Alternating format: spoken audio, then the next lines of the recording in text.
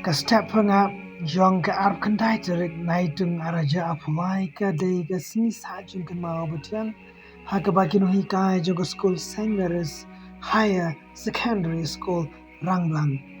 bat kilong kemi jong ke parish ringkat ki sister bat i Reverend Father Jeffrey Kakongo nila yo ban LIGHT-Tbeh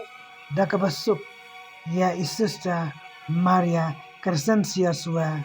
hapo mautlum auselium nongpo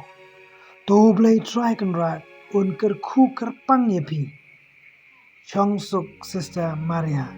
khublai shibon ya gi jong le bha jong pho ye chi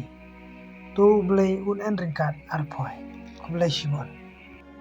Courage to rise and believe He's able. May God be your peace in the fire you're walking through.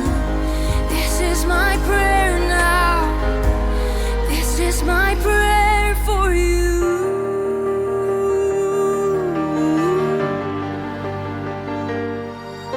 For all of those with tired and weary souls,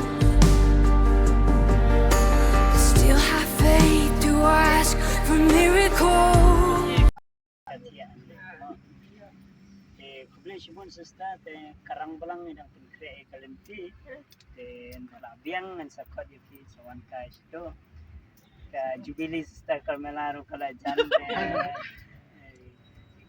sapoi sto te kubleishibun sista ban apa ye kene skot yuki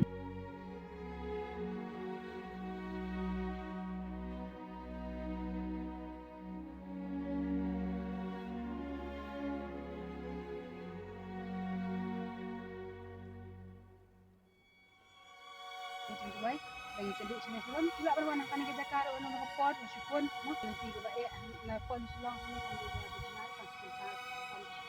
dan mungkin sudah sudah pon sini kan sudah apa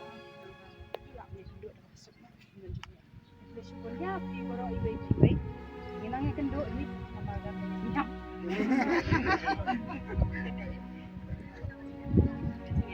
Terima kasih.